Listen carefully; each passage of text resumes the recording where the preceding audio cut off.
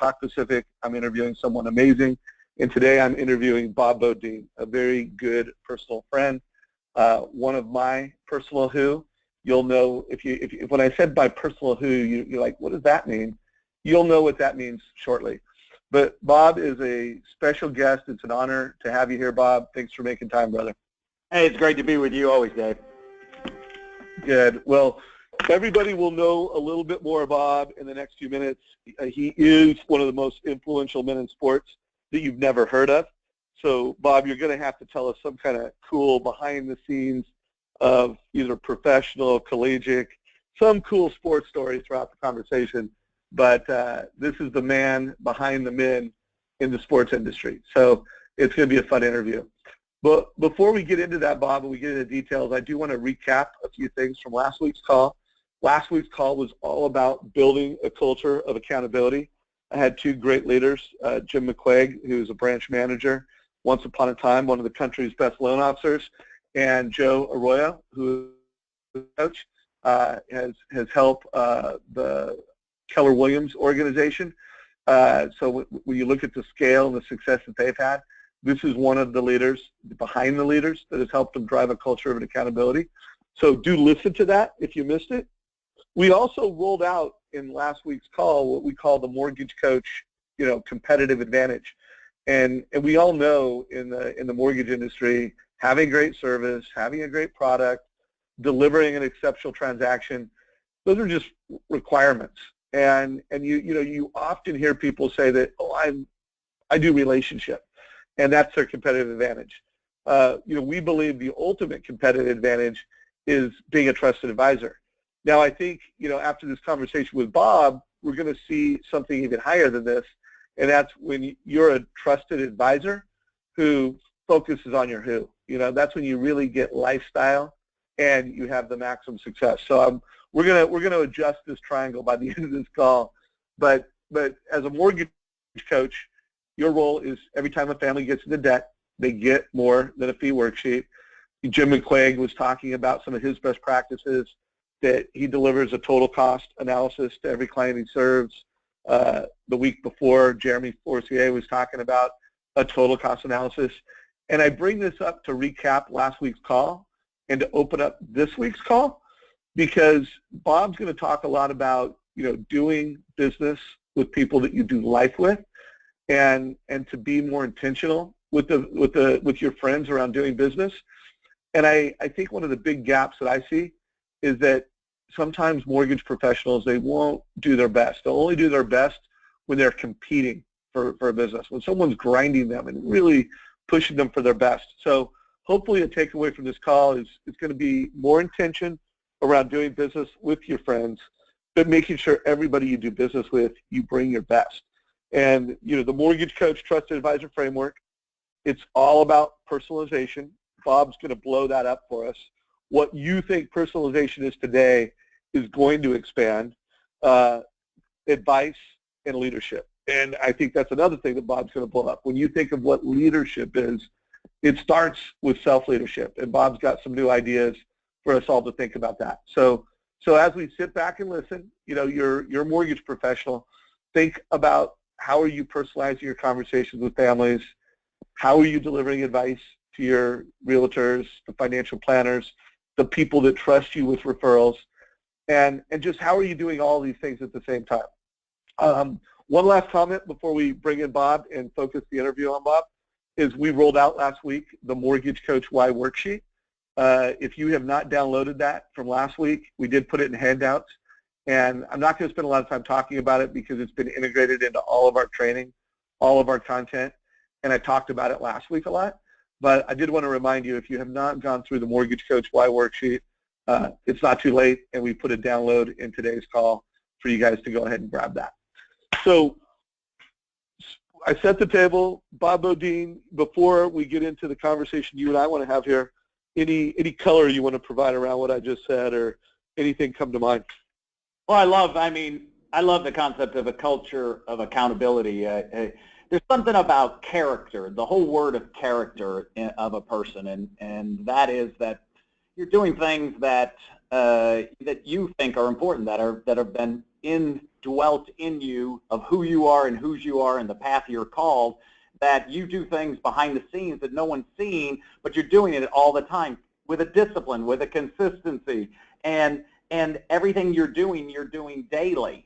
And it's just not, I don't care if anybody else is watching. I'm not trying to, like you said, I'm not trying to just all of a sudden become, when it's the competition and the game on. I practice well, and practicing well in sports and in business and in life actually, creates something that's actually something that you can see every day in a person, and then you just wonder, well, how is the heck they do that? Well, they practice it and they work it, and that's part of their life. So I think all these tools that you're giving at the Mortgage Coaches is actually relative to the first, a service product or transaction. That's all good and something that's still well needed, and you want to be the best at it, but you want to do the added factors of what you're talking about in culture building and all of that. So it's great that they did that. Yeah, well, it's beautiful to have you here, brother. I don't know how many times I've had you and I've interviewed you, but I know it's 3. I remember the first time I interviewed you was after reading your book, The Power of Who. And there's no question, when I think of all the books I've read, all the books I've skimmed, all the books I bought and never read, there's hundreds, but there's always just a few books that are just important. Like they changed you. And I can say without question, The Power of Who changed me. I mean, it's one of the most important books I've read, as a father, as a husband, as just a human being. And it's been a really valuable book as a salesperson, a person that wants to find new customers that want to do business with me and bring them into our world. So I think I'd love to start this conversation because it's been a while since we talked before. But I love this quote from Sports Illustrated, the most influential man in sports that you've never heard of. I know the backstory to that, but a lot of folks on the call, they don't know the backstory. So, tell us a little bit about your backstory and how you've become this guy. Well, first, it's a very positive quote because I think that's, I've tried to live my whole life is to do great things for my clients and my friends and my family, and then it not be about, life isn't about that. And the quicker you start to resolve that there's something bigger than you and that you can do some things and you don't need the to be in the limelight, there's always been a false aspect that position, power, and money was going to give you, like peace, happiness, and contentment. And of course, that didn't do it. So, if financial security equal peace of mind, then the richest people will be the most peaceful. And if happiness equals things, then that would mean as soon as I have one nice thing, I want another. So all these things all stem together to start and go back. I had a fantastic dad. That's one of the things that some people have not had, but one of the things when you don't have it and you do, you want to make sure that you surround yourself with great people. You surround yourself. I tell people all the time that I can change your life by what you read and what you listen to and who your friends are. So being on a conference call and doing things where you're constantly trying to get yourself to see different perspective and accelerate and elevate your thoughts, everything changes. So when I look back in my career, one of the things is my dad started an executive search firm back in 1967 out of McKinsey, and it was he was just one of those guys who was a thought leader and would go out and we started in Chicago, New York, LA, San Francisco, in 15 countries, and then grew that, and then I got involved in literally 36 years ago. It's hard to believe, but as I got involved in it, as I did the first few years of my life in doing search for presidents of insurance companies and banks and stuff and everywhere around it, I thought, this thought came into my mind, and it's so great about what I've now started to write about is that successful people take a thought, an idea, and a friend, they tie this together, and then they start dreaming out loud. And when you're with the right people, the right friends, and we actually verbalize these thoughts, these great things that we're starting to think about, then friends kind of build on it. My dad, I turned to him and said, Dad, when I do a search for a president of a manufacturing company, at the end of the search, I get a tour of the plant.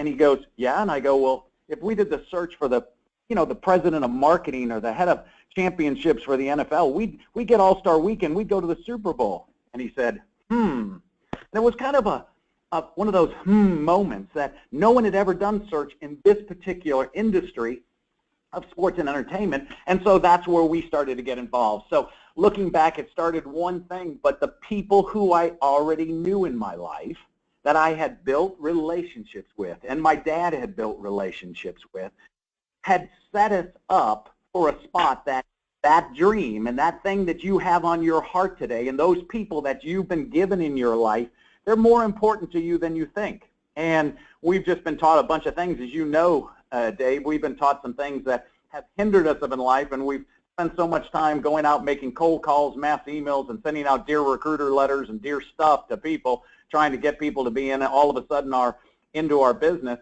instead of what I really started to write about in The Power of Who.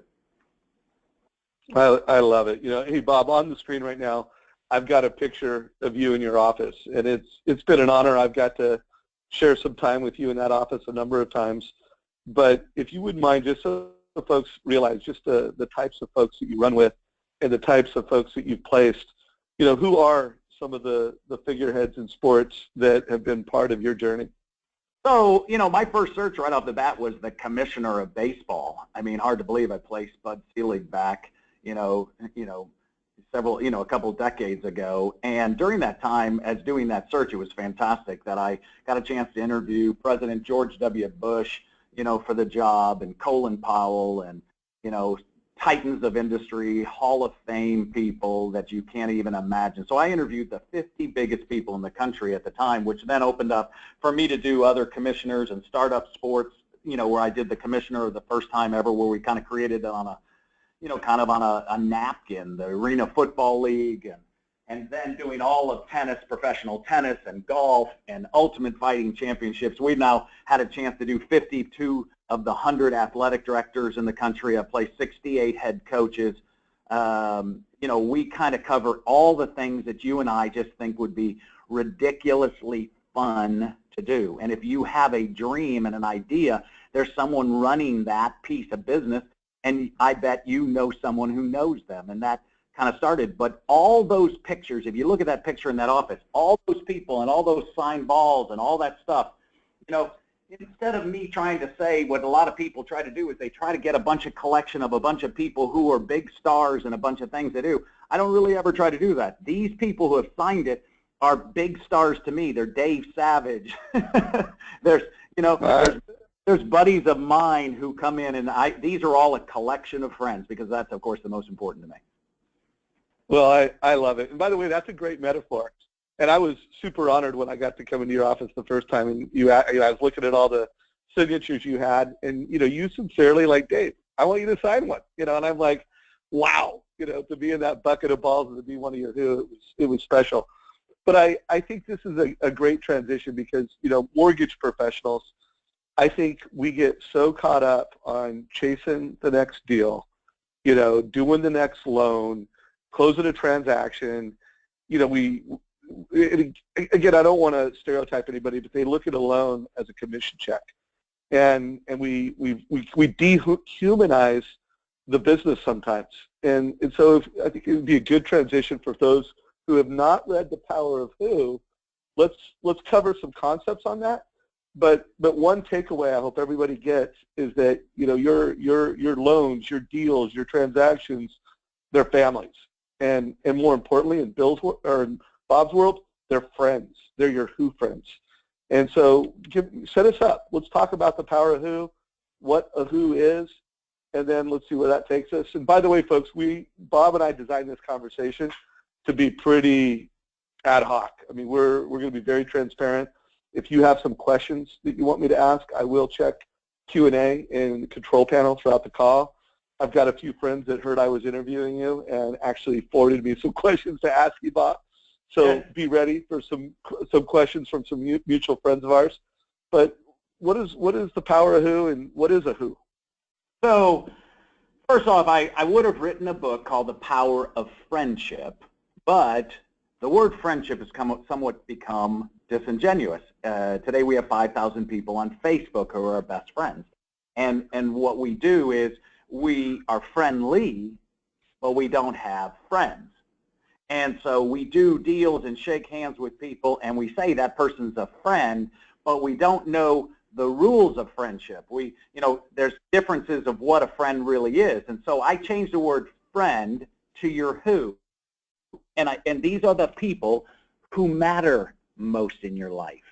And you're given specific people. And so this is such a stunning thing to people is, first off, we've been taught our whole lives that friends and business are kind of taboo. So I always wanted to throw a grenade on that, kind of saying, let me get this correct. We're supposed to work with people we don't know and don't trust. And it's ridiculous. And that's why you call these people trusted. You're a trusted advisor.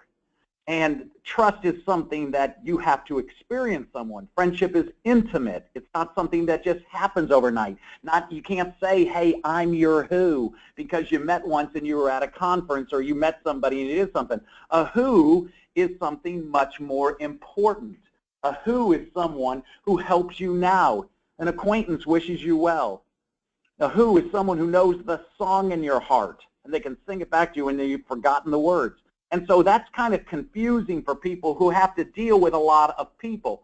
But when I started to really understand this, in executive search, I do what you do in loans and all the aspects of building all these people that you do. I have to sell executive recruiting. And so I got to get someone to hire me to find their coach, to find their president of an NFL team or basketball or tennis or whatever it is. And they have to pay me whether I fill it or not. So it's not like an easy sell. So I did this study. You find funny is I did the study that there's 5,365 people that know me. It took me 5 million miles on American Airlines to accomplish that. And then I did the study of who's touched my life out of the 5,365 and given me business or touched my life. Oops, 87. 87? That stunned me. I was out glad-handing and touching everybody, but none of those people were actually giving me any business. And then I started to realize when I focused in on my who, the people who matter most, my business quadrupled. How come? Because I discovered something that was beneath the surface. It was something I started to understand that was a dynamic principle at work. And I noticed it in all these top successful people that I watched every day who were killing it. Who had an assignment and a purpose and a destiny, and they knew it, and they walked with this unbelievable aspect of energy that they were drawing from other people. They had the right people around them. They figured this out, and I couldn't really totally get it, but here's the thought. You already know everyone you need to know. For what? Now, for the business that you got to do. Now, I'm not saying you're not going to go out and meet new people, but the people you got, if I can break it down so simple, if you got 100 friends and I have 100 friends, we don't have 200, we have 10,000. Well, that's a lot of people. The answer is, so we don't have 10,000, we don't have 100 friends, but if we had 50, we had 2,500 opportunities. And so when I started to figure out that my friends would do things for me that mere acquaintances wouldn't even consider doing it, and if I went deeper with my actual friends, and we talked to them, and I got to know them, and they came to my house for a barbecue, and if I was in town, I would have Dave Savage come to my house, stay with me at my house, and I'd take him to a ball game, and I would serve him and love him, and then we'd spend time getting to know each other, what our dreams and our goals are. And if my first goal was what Zig Ziglar, the great motivational guy, said, if you want your dreams to come true, help other people get their dreams. And so this initial thought of the Power Who was an accelerating machine, that it was a portal. It could transport you places, because why would you want to know? You don't need to know my 100 people who are my friends. If I tell my friends to help you, they will, because I told them to. I've spent years developing them. So you didn't have to spend a lot of time doing that. What you had to do was go deep with me. So that's kind of a start of this. When you really understand the power of friendship, this power of partnering with people, and a small number.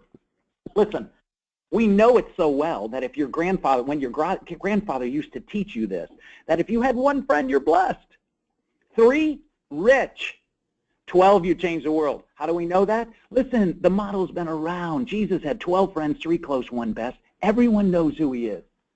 2,000 years later, this guy is signing new recruits, doing new deals. And so it's funny, it's almost, to some people, sacrilegious to conversationalize it, and it's not religious. The model of what?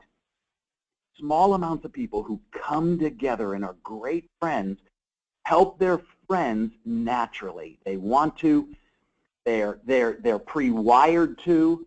They will do things for you that you have never even thought of. And I have to get, when I started to get this book out to people and gave them permission to call on their friends and ask for their help, everything changed. Yeah, no, it's true. I mean, there are so many adjustments that I made. You know, I travel a lot, and my Who friends would often, oh, you're coming to Dallas, come stay with me. And I would just, oh no, I'm in on a business trip. I wouldn't stay with them. I started staying with my Who friends, and it made my business trips richer. I started getting really clear with the people I was doing business with, and just the concept of being intentional, like, is this an acquaintance? Is this a, casual friend, or is this a Who friend? And just even making that distinguishment and thinking about that, it changed a lot of things about how I do business and how I do life. And it goes back to your thought, right? It goes back to your thought of accountability. So how do you treat these people? Who are these people? Who are these people in your life who actually are Who friends? So that you have to ask yourself, so the difference between successful people and everyone else is good questions. And so one of the questions that I try to remind people is, who has influenced and affected you by their friendship over the last few years? Write their names down. Show me on a list. Who calls you regularly to see how you're doing? That's a clue. Write their name down. Who invests in your friendship? Who out of nowhere just starts and says when you're doing something? Who picks you up when you're down? That's a clue. Who do you trust in times of crisis? These people actually will do things for you and will open doors for you that you could never get in. Who keeps you accountable? Who celebrates you? See, when you start to figure out this, you do, as one of our previous calls, I remember back years ago when you and I first started talking about this, we finally stopped and said, hey, well, hold it a second. A Who friend, an actual friend, actually calls you a lot, talks to you. They talk not only on a frequency, so you hear me like you're hearing my voice, but we meet frequently. This isn't like any other situation. You got to come over to my house. You got to smoke a cigar. You got to say hi. You got to come in and you got to trust me. We got to tell and be able to declare something. Our words and how we describe our friends, how we introduce you. I introduce you over the top. Why? Because I want you to get the business. I don't want anybody else to get the business but you. You're my friend. All my neighbors, all my friends that I have, when you're a Who friend, all my friends are going to do business with you. Why? Well, I wouldn't want them to do anything. So what would we do? So thoughts that we have to think about. You got to resolve today that you're going to nurture and help your Who achieve their goals and dreams. You got to all of a sudden stop depriving your friends from helping you. Just like all of a sudden what Dave was just saying. We deprive people from helping us. We don't mind helping you, but I don't want you to help me. And so I always keep people at an arm's distance, a Heisman Trophy kind of push away. The answer is no. No. They need to help you. That grows your friendship. When you let me have you stay at my house, I feel really good. I get like a buzz, and that's really important.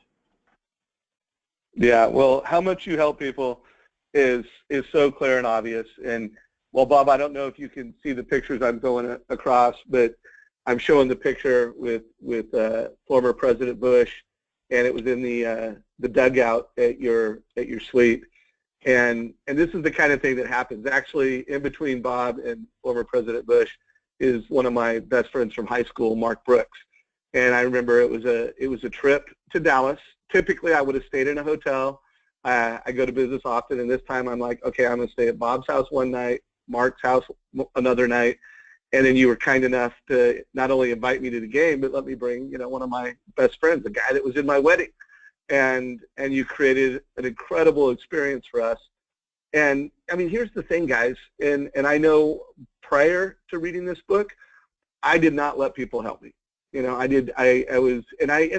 While I asked for referrals, it was very strategic. It was, I'm only going to ask this person one time a year. You know, I mean, it was so strategic, so crafted that one, the referrals were not as deep and powerful as they could be. And two, I wasn't asking enough people and the right people for referrals.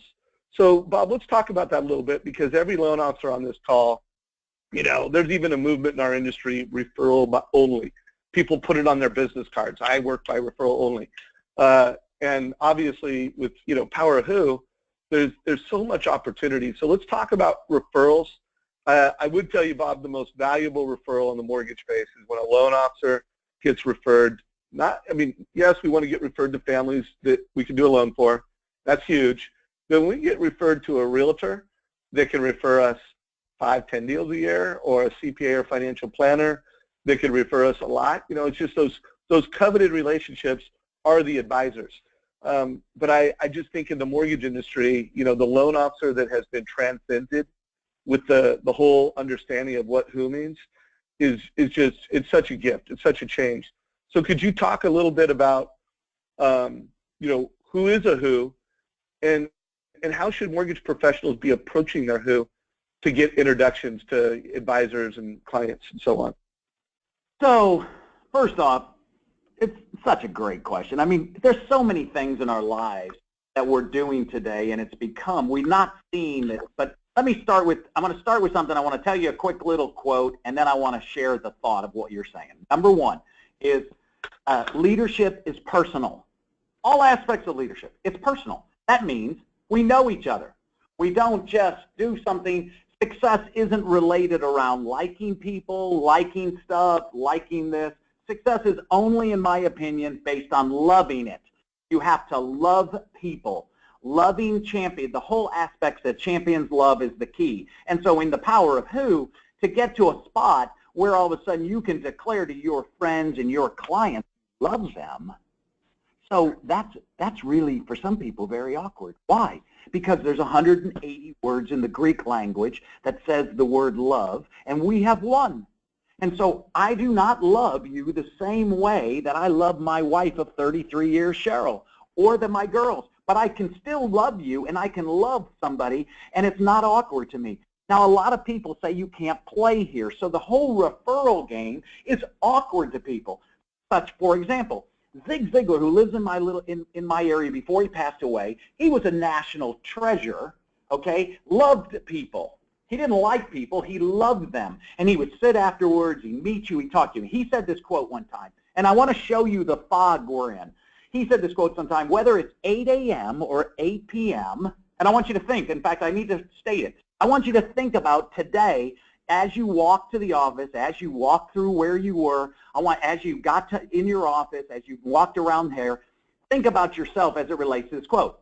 So here's what he said. Whether it's 8 a.m. or 8 p.m., I always greet someone before they speak to me.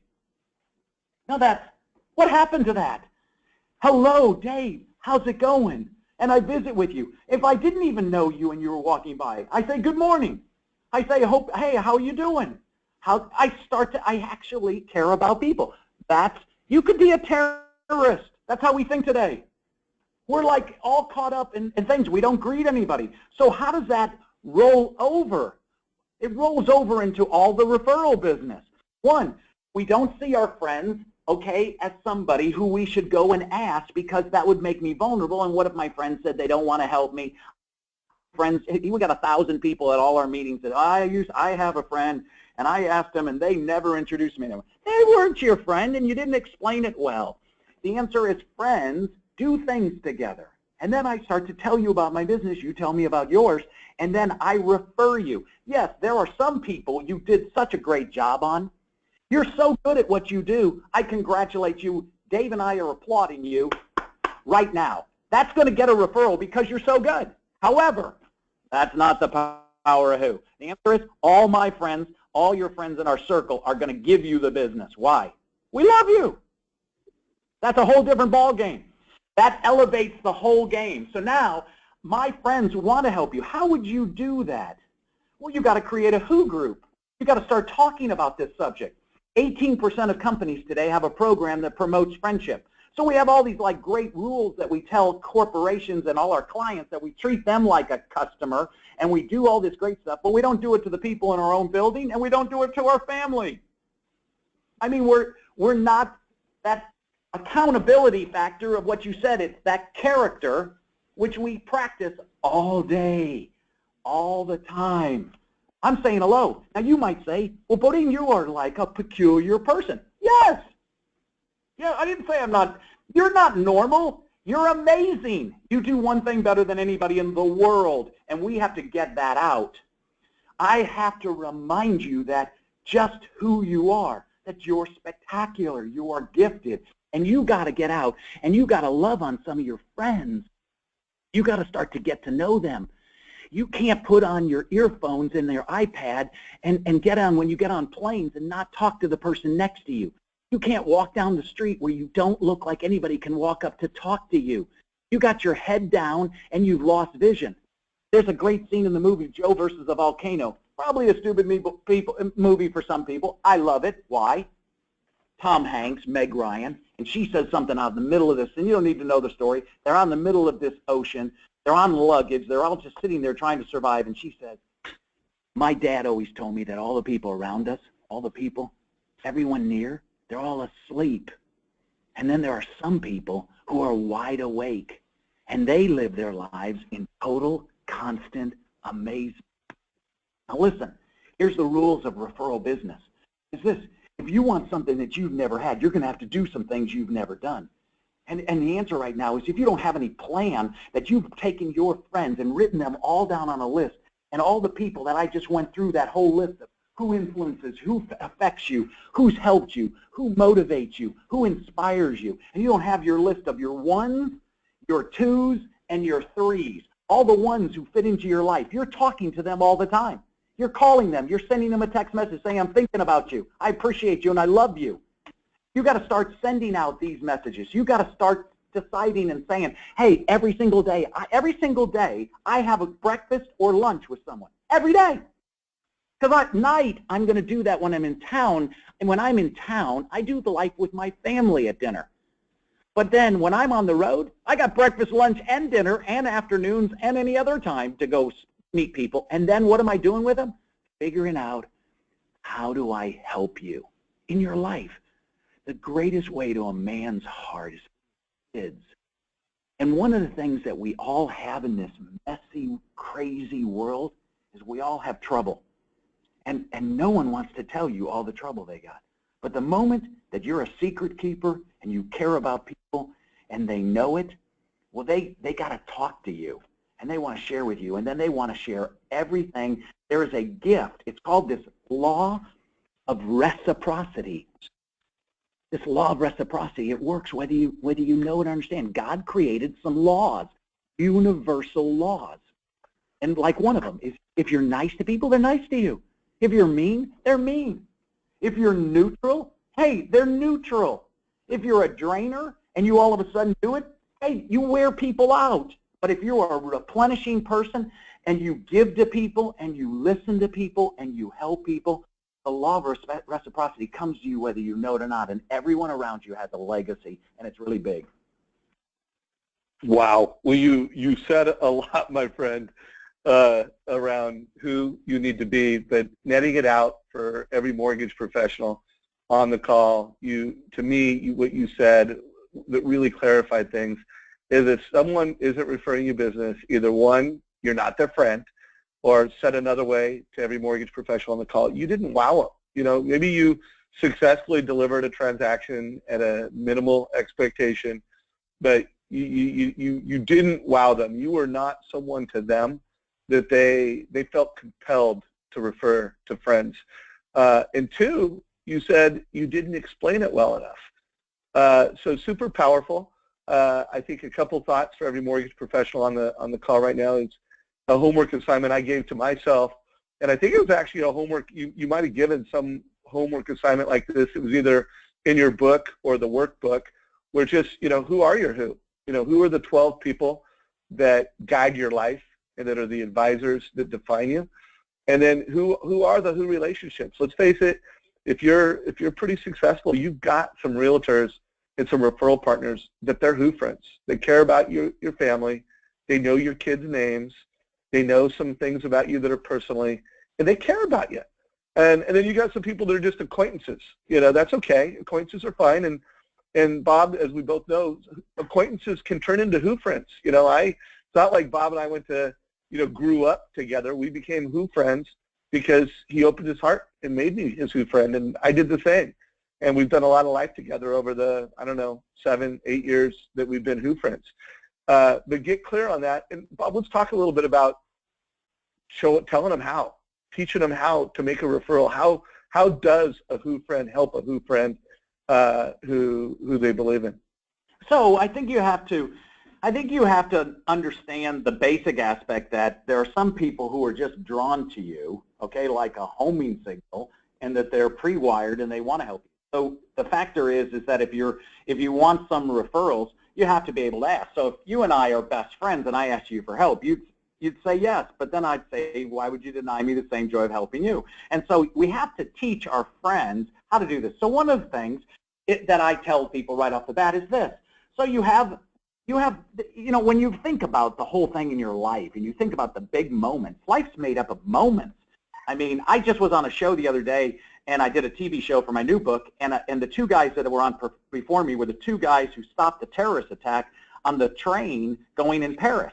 And so I looked at the guy and I said, hey, so what was it that you heard? Because you heard something. I heard clearly in my ear God say to me, run at him as fast as I can with his AK-47 and stop him. And I said, what were you thinking? And he said, I'm going to die or die. Now listen, referral business and all of this is that you have some specific people and you got to move and make some action. The first action that I have is if they don't understand the business, buy them a book. Write to them in the front of my book and say, you're my Who. When I read this, I thought about us. How many books do you get from someone that you write in the front of a book and tell someone that you love them and that you want to have this? And now they're reading this and they go, oh my gosh, Dave, are you really saying that we should be friends like this? Now listen, all the people I know, the most successful people, bought my book and gave it to other people. I'm not selling you that concept. The answer is this is a concept that we're training people on a subject subtly. And the answer is readers are leaders. So the first facet is I got to do it. Number two is I got to sit down with someone and go to lunch and breakfast with them and talk first about their business. What are they doing? How are they doing it? How do they do this? Then I got to figure out how can I help them. That's what we do like on Fridays. All we do is we break off and start to tell people how do we help you. And we try to go out of our way to do something. When you do that with someone, then you turn they're naturally going to ask you, how can I help you? If you don't have those type of people, you need to start to sit and reevaluate some of you. And so what I do is I start to, I got to start to train them. 2 is I got to start to develop a personal relationship with them. And then I got to sit down and say, hey, we could create a little Who group here with my friends. All these people, one of the things that I love about your business, Dave, and all the people who are listening is you're a trusted advisor. They're like on my personal board of directors. And then you get to help me and advise me on subjects of all finance around whether I should buy a lake house or whether I do a home. I need to get my house done back here. What's going to happen in the market? I'm always worried. So if you're not taking and understanding your role and your job description of what? Connecting first, serving 2, and 3, then loving them. And so I tell people all the time, I said, what's your job? And they say, hey, I'm a mortgage advisor, da-da-da. And I said, no, you're the director of love. You got to rethink your thing. Your job's too small because you're loving a family. This is the first chance they ever had at a house, and they need someone they love. And everyone that I know who's sitting on the other side of a home is sitting wanting to be served. And so some of it is just, you're just peaceful. There's so many problems. There's so many reports. There's so many things that can go wrong. And people who do what you do really well, the reason you get referred is that I just start to say, I don't know, he just makes everything, it just seems to work. He just says, hey, look, I'll do the form with you. Don't worry about it. Hey, and so some of these things, everybody wants to talk about some referral like they're going to listen to all of a sudden Jim Collins or all of a sudden someone, all of a sudden who's written on the subject, and they start talking about a lot of stuff. It gets back to this. People matter most. Our heart knows it. God taught us, and somehow we forgot. And if you go deeper with your friendships, these friends will want to help you, and then you can ask them simply, so listen, Dave, if you wanted something, I mean, hey, wouldn't I just do it for you? Absolutely. Right, and so there's a difference where you go, and so what we have been trained is never to ask our friends. So we ask a bunch of people who are like Mr. Potter in It's a Wonderful Life, who are not going to help us, and then we ask for referrals, and then we feel like we have to suck up to them. It's like a cold call. It's like a thing, and that's where people start to feel really vulnerable, and then they're really not. They're just trying to get out with more people, and they're in it for the deal and not the relationship. Switch that up, and everything changes. So here's my takeaway from this in the playbook for the mortgage coach community is asking for a referral. It's not a script. It's not a, hey, I specialize in helping families with their mortgage needs. Can you think of anybody who's looking to buy a home right now? It's not a script. It's a connection. It's a conversation, and it involves them to you, whether it's via email, whether it's going to dinner with someone. And I just ask every mortgage coach on this call, well, I know we're busy, closing loans, getting meetings, we're busy. Slow down and identify who your who's are this week. Reach out to your who friends, and don't be afraid to ask. But remember, you're there to give. You're not just there to ask. You want to get on that phone with true curiosity, what's going on in their life. Get on the phone with the hope that you can help them in some way, and get on the phone with the will to let them help you.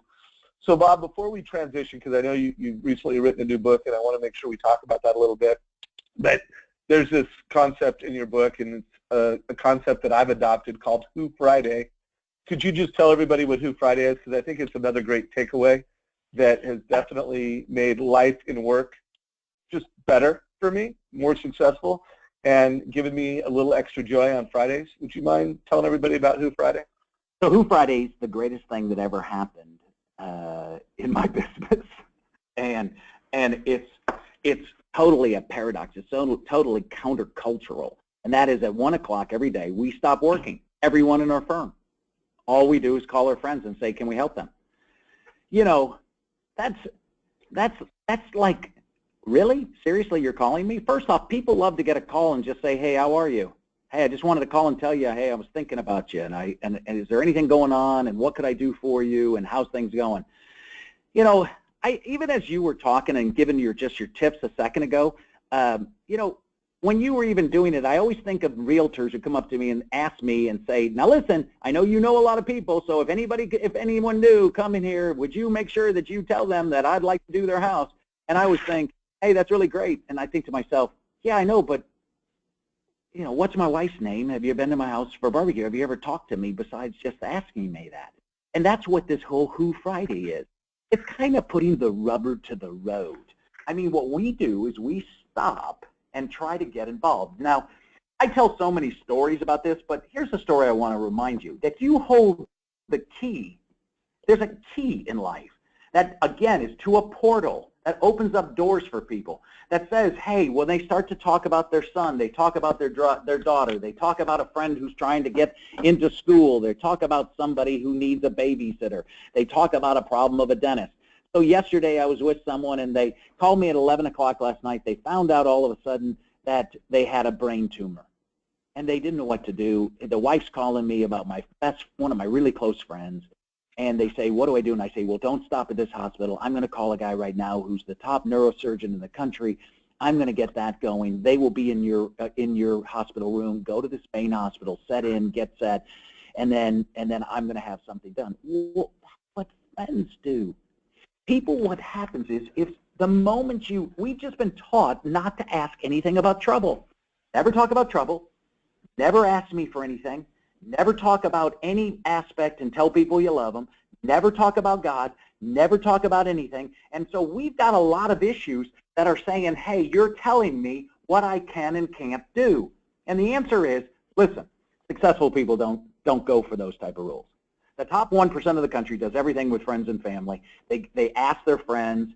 They help their friends. And if you do Who Friday, where you stop doing it, when I started going out, and everybody, I tell people, listen, I don't care if you call your clients, your friends, your family, I need you to get in touch with your heart, with the beating of your heart, with coming alive again, with laughing, with being happy on the phone, with not being stressed.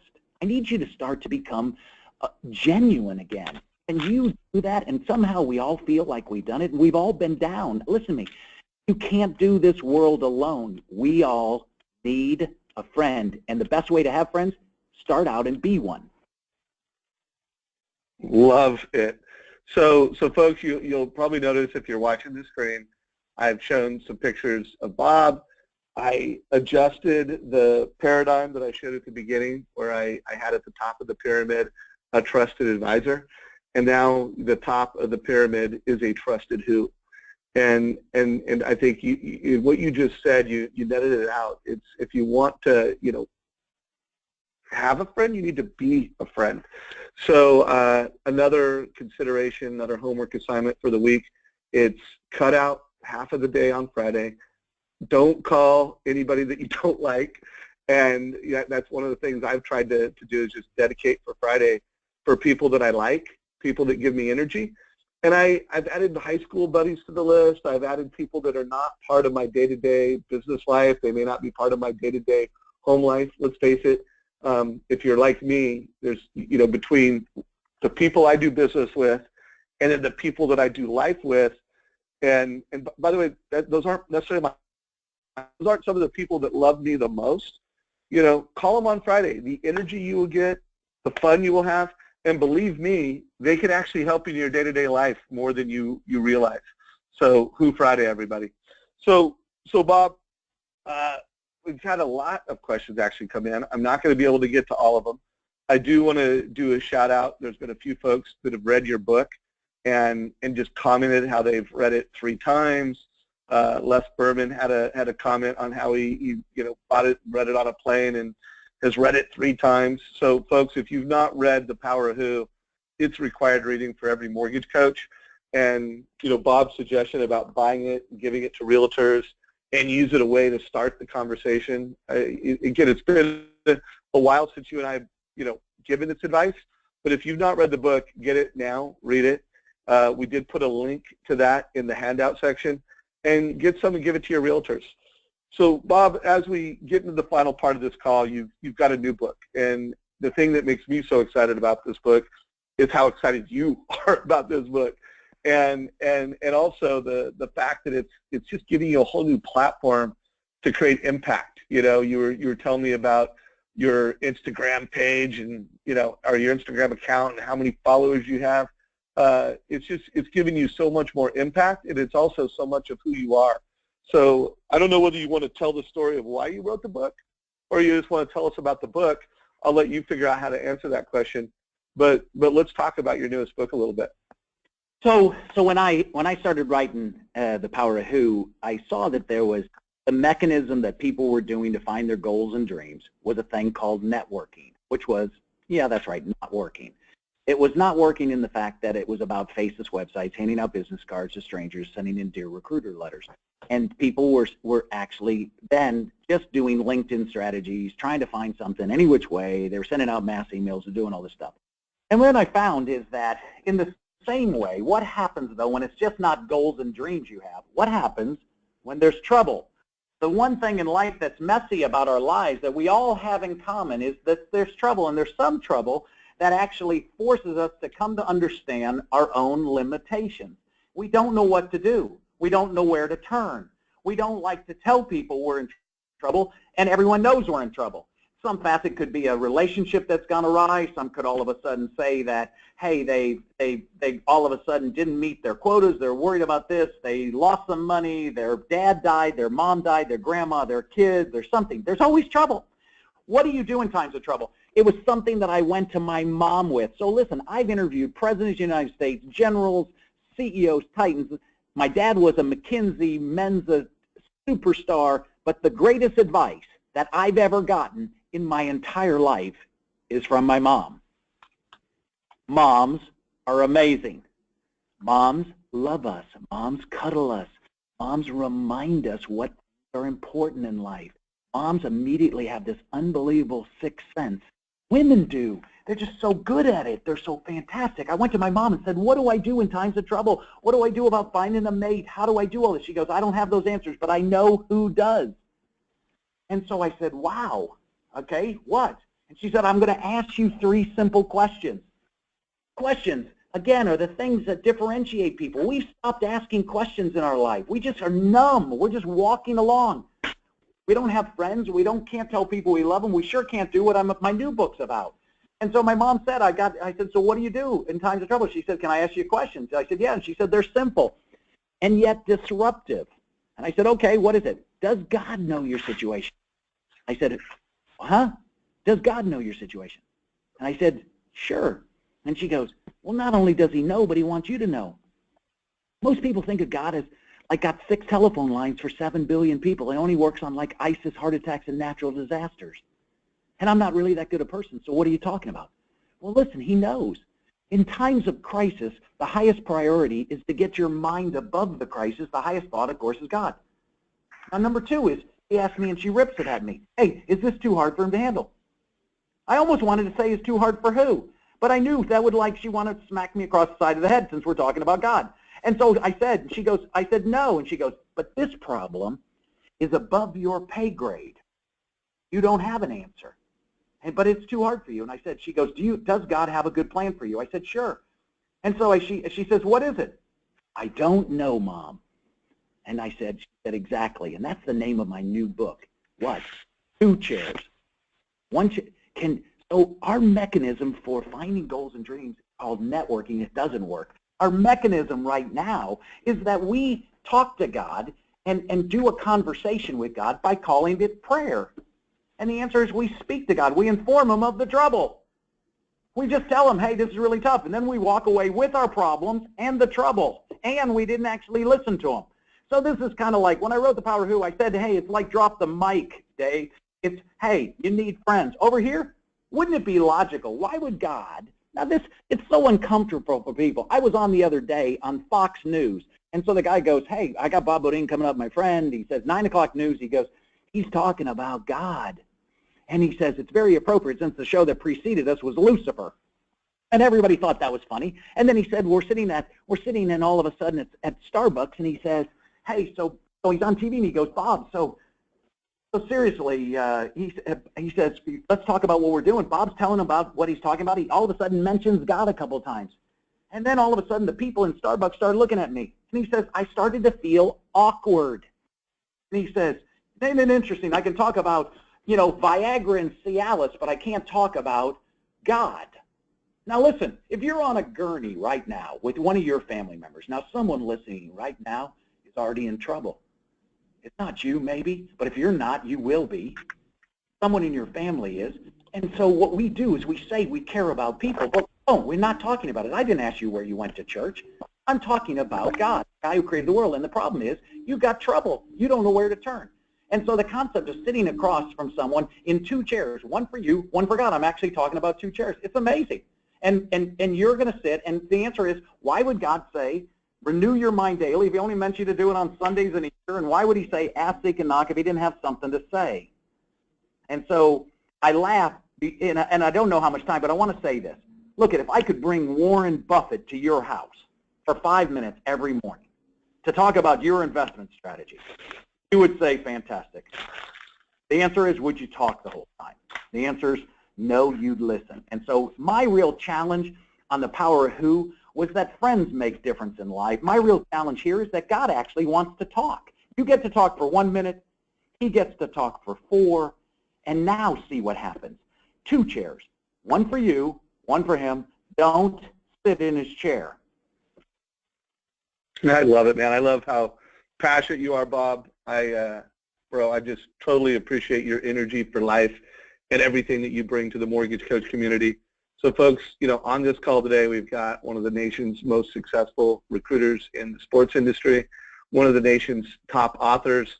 I think the Power of Who is just, obvious for everyone. The Two Chairs is a special book. Bob, I'm just loving the impact you're creating in the world. Any last thoughts as we wrap up today's call? We've got just a couple minutes. Any last words of wisdom? And and realize you're talking to mortgage professionals that are I like to say in the mortgage business, there's two kinds of loans: loans with problems and loans with solved problems. So it's almost like, and I know you could say that for almost everybody in every profession, and we're all in the problem-solving business. But I'm telling you, brother, the mortgage industry is like no other. How we're managing realtors, we're managing families, getting into the most important investment of their lifetime, and everything's got problems. So we're solving problems all day, every day. So knowing that is the arena that we all live in on this call, any last words of wisdom as we wrap it up? So listen, everything about my business is about finding the one person who could make the difference. I put people into jobs that can make a difference. Everything about my first book was disruptive, that said we should be doing business counter. It should be with friends, and that your friends want to help you, and that when you start to be a friend, everything changes. Everything about my new book is about the fact that God's not mad at you. He's not mad he made you. He made no mistakes, and he has some things to tell you that are mind-blower. The book already, When the Power Who, is that I think you should buy 12 books. You should call into my office, to Kevin at my office through this, and if you buy 12 books, tell him we'll buy them direct, and then I'll sign the books to your realtor. That would make a difference, and you can do it through him. If you're talking about my other book, listen, I've got a new book out, and so it's so disruptive. Why? Because no one's going to talk about it.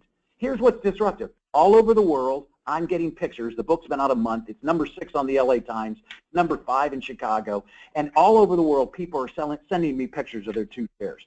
So what I'm asking you today, as a mortgage, all the advisors, all the people today in this world, you need to be disruptive. You're not like anyone else. You do one thing better than anyone else, and you've got to stand up for it. And when you stand up for the right things, life changes. Love it. So, folks, as you know, every single Tuesday, I'm interviewing someone amazing. I'm interviewing a coach next week. The conversation is all going to be about social selling. Coach Derek Cheney. So do not miss next Tuesday's call. We're going to focus on that.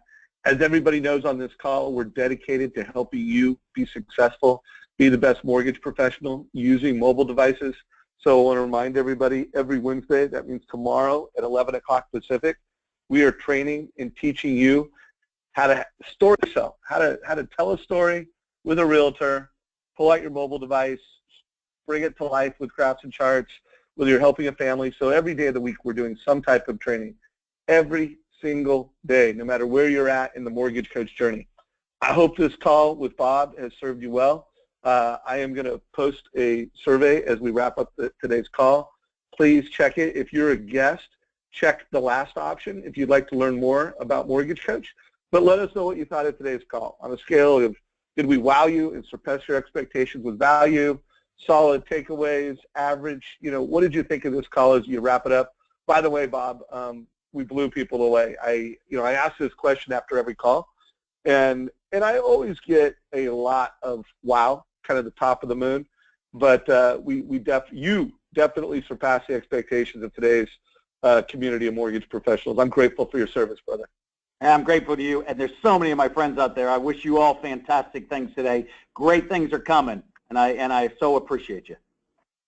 Hey, one last thought for everybody that's on this call. If you're a manager or you guys have a sales rally coming up, Bob's message is awesome. So refer him to speak at one of your next rallies. Bob wants to make a lot of impact in the mortgage industry. He's done it before. I mean, when I met Bob, he was one of the keynote speakers at Sales Mastery, and he completely knocked it out of the park. And I know he's done a lot of speaking in the mortgage and real estate space. So please, best way to say thank you to Bob. Connect with him on social, order his books, and refer him as a keynote speaker at your next sales rally. Take care, everybody. Have an awesome week. Look forward to seeing you next week. Thanks, Bob. See you, buddy. Take care, brother. Thank you.